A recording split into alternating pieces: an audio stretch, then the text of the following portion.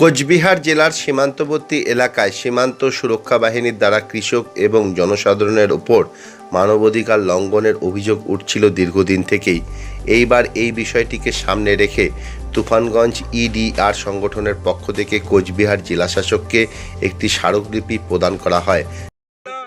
তাদের সীমান্তবর্তী এলাকা তুফানগঞ্জ 1 নম্বর ব্লক, সেখানে ভারত বাংলাদেশ সীমান্তে যে সমস্ত কাঁটাতারের বাইরে যে জমিগুলো রয়েছে, হাজার হাজার বিঘা জমি, সেই জমি ব্যক্তিগত জমি, কৃষকদের ব্যক্তিগত জমি।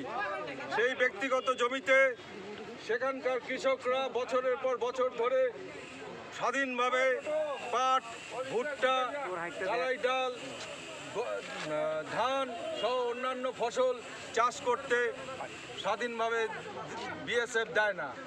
এই সকল দাবি তার সাথে সীমান্তবর্তী এলাকার মানুষদের উপরে বিএসএফের যে সন্ত্রাস, দৈনন্দিন সন্ত্রাস দীর্ঘদিন ধরে চলছে, তা বাতিল করার দাবিতে এবং বিএসএফের বিরুদ্ধে যে সকল অভিযোগ থানায় দায়ের করা হয় তার কোনো তদন্ত হয় না এবং কোনো ফৌজদারি মামলা রুজু করা হয় না।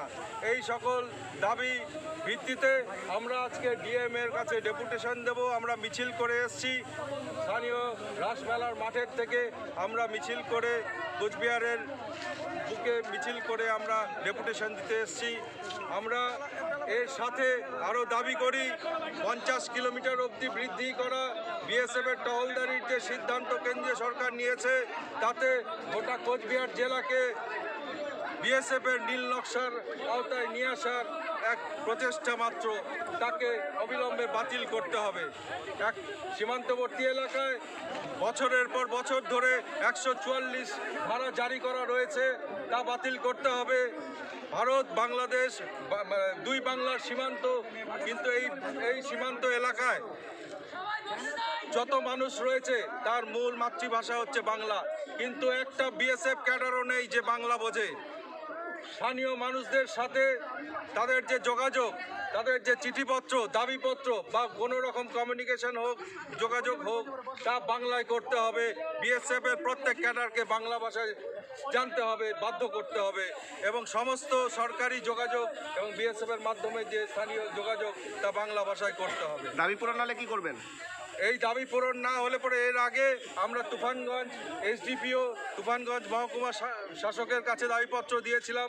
সেখানে আমরা বলেছিলাম যে আগামী 10 দিনের মধ্যে যদি আপনারা এই সকল দাবি না মানেন, তাহলে পরে আমরা বৃহত্তর আন্দোলনে যেতে বাধ্য হব। আজকে তারই